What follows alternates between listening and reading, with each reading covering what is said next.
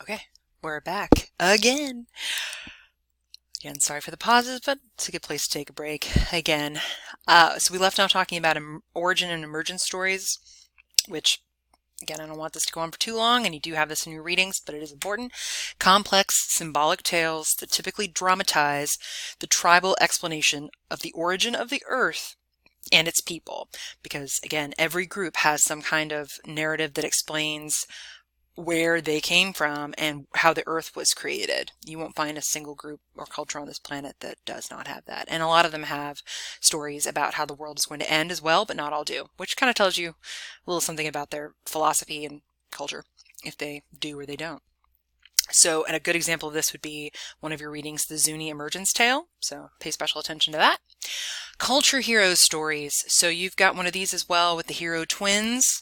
It's a pretty good representation of a culture hero story. These dramatize a people's belief about how a remarkable individual or individuals altered the original world and social order to get it to where it is now, which is the more culturally accepted norm. So again, most Native groups do not view the world as being corrupt, like that we were once perfect and we had a paradise and we ruined it somehow. I'm sure you know which story I'm thinking of in the Judeo-Christian tradition.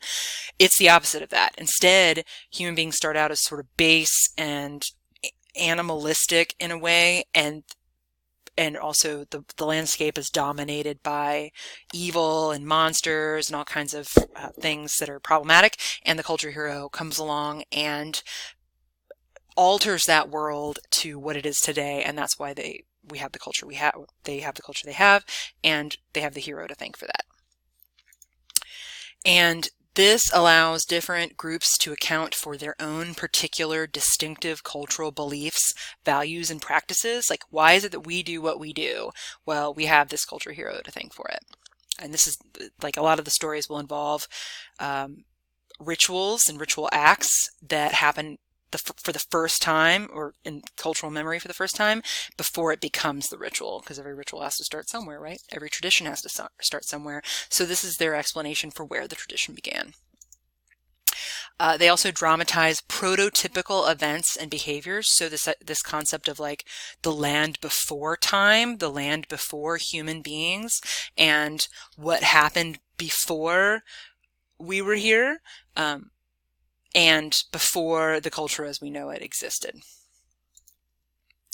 And they are also meant to show members how to do what is the right thing. And so the hero is the ideal, and the one that, you know, listeners of the tale or hearers of the tale are supposed to emulate and, you know, try to become the way they are and understand how they became the people that they are as a group.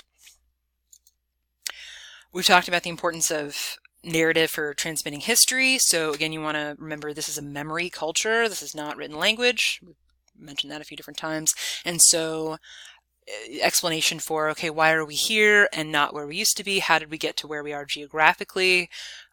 And different, you know, leaders throughout time that were important.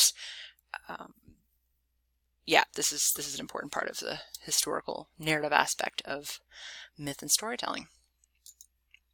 Trickster tales. Okay, so trickster tales, these are archetypal. They are found throughout cultures. All cultures have trickster characters, and they are meant to teach some kind of cultural lesson or cultural value. So tricksters are the opposite of a culture hero. Their job is to really kind of push the envelope. They test the limits of cultural formation and practice. So they take cultural norms and cultural values and they sort of push the envelope on those and test their limits. And this is important because oftentimes the trickster will be corrected in some way, or maybe what the trickster does ends up correcting the culture. So this allows a really important kind of safety valve for disorder and for change, because cultures are always changing. Think about like the culture you live in now, and about how there's always groups of people who are so resistant to cultural change, right? And like they just beat their heads against the wall. They are kicking water uphill, trying to resist any kind of change to what they feel like is this like sacred tradition. Okay, so like a really good example would be the quote unquote war on Christmas, which I just, the very phrase to me is like kind of hilarious because I just imagine Santa Claus up in the North Pole with like an AK like holding it down, right?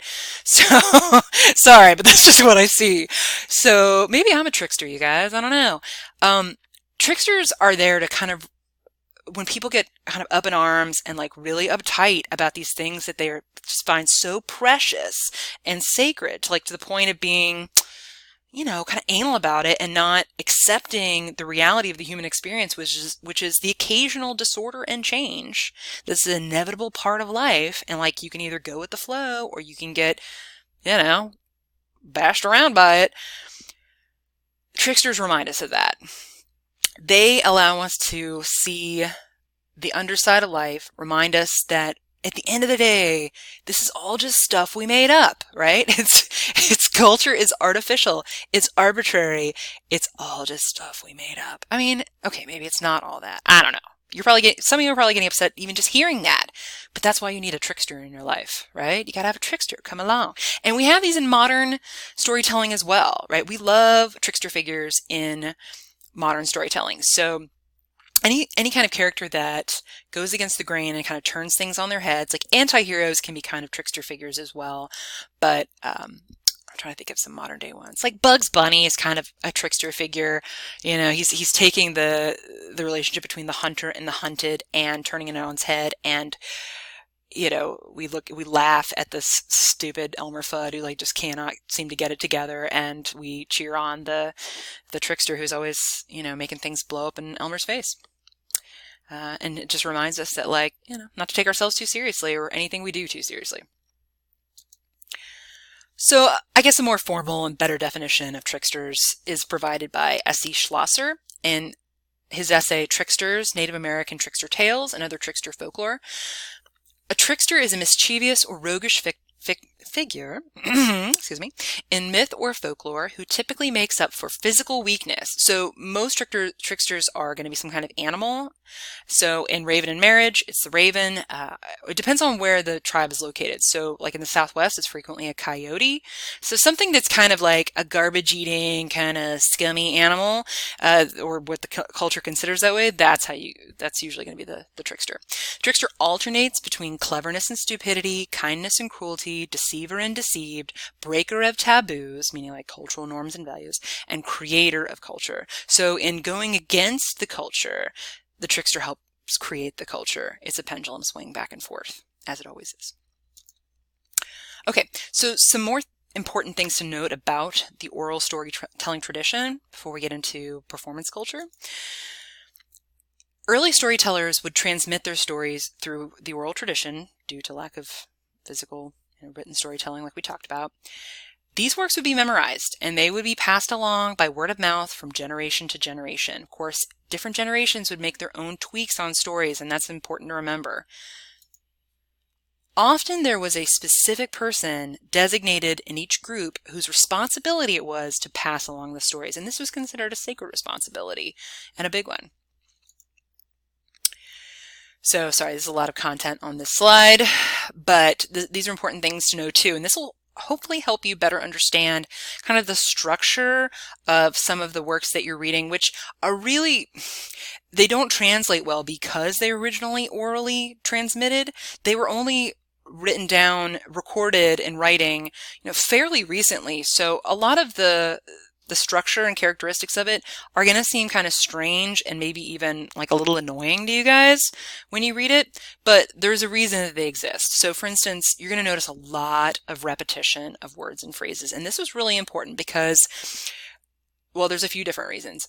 Mostly so that the tellers and the listeners of the story could remember the story and remember who was who. So you're going to get names said over and over and over again.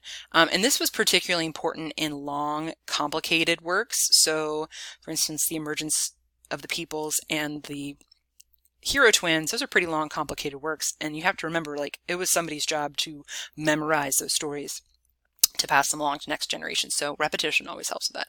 Formulas would do the same thing. So we have those in our storytelling as well. Once upon a time, they lived happily ever after kind of thing, that are kind of trite. But A lot of times in native storytelling, you'll get events occurring in threes. We get this too in non-native storytelling. Like you get the first two occurrences result in failure, right? If at first you don't succeed, try, and then try again. They usually don't say try again after that because 3 times is usually enough to do it, right? So the first two result in failure or disaster, and the third results in success. That's a pretty popular formula. Lack of transitions. So you may notice that throughout these stories, things just seem kind of patched together. You'll be like, wait, who is this person? Where do they come from? Why are we here all of a sudden? Like it jumps kind of, not haphazardly. That's not the right word for it, but it seems like there's no connection between the events. And sometimes the stories will just boom, start. You're like right in it. And it's like, wait, I'm expected to know where I am and what's going on, what's happening. And the reason for that would be that the stories never really start or end with them. The assumption is that whoever's listening to them knows who these characters are already because they've grown up with them. And oftentimes these stories were told as kind of multimedia events with singing and dancing, miming parts, as it says. So there's all kinds of stuff that doesn't get put into the written translation that would have bridged those gaps or provided that context that unfortunately we just don't get in the purely written version. So it's important that you know that so you don't think it's like poor storytelling. If anything, it would be probably pretty amazing to see it done in the full multimedia version, I would imagine. Speaking of Native American performance culture. So the performance dimension of Native American storytelling, as we kind of just touched on, involves a lot of singing, chanting, and dancing. These songs, chants, and dances would be regionally or tribally specific. They would be performed in native languages. So if you got the opportunity to go see one, you would not understand, probably, unless you speak the native language. I don't want to make any assumptions. You probably wouldn't know what what was being said, and so you'd have to kind of just kick back and enjoy it in other ways. And these ceremonies would unfold according to ancient calendars and ancient belief systems. And you rarely get solo dancing in Native American performance. It's almost always ensembled, and there's really important reasons for that. It's almost always with like small groups or even huge groups of people coming together to dance together. And that's a really important part of creating, again, shared vision, but also cultural and group cohesion. Think about it. I mean, if you've ever participated in a group dance of some kind before, I mean, it may not have been a sacred dance, it may have been in a wedding doing the chicken dance or whatever, but there's something kind of special that happens when large groups of people come together and dance synchronously, that it's kind of hard to explain, but it makes us feel really good when we do it. So there would also be private or semi-public performances, depending on what they were for curing illness as a form of prayer, for cultural initiation ceremonies, like different kind of age-related or milestone, cultural and life milestones, initiations into groups and phases of life. Again, storytelling, performing certain magical rituals, even playing games, courting for marriage. There would be different performances involved in trying to win the eye or the affections of the person you're courting, and the corresponding dance to answer that person back with yay or nay. Before hunting, to ensure a good hunt or to celebrate a good hunt, and with the intention of trying to influence certain natural events, which makes sense, especially for agricultural peoples who would rely more heavily on favorable weather than we could ever possibly conceive of in our kind of modern lives. So I'm going to go ahead and pause here because Screencast-O-Matic's about to cut me off, and then we've got just a little bit left to go. A couple more slides about singing and music.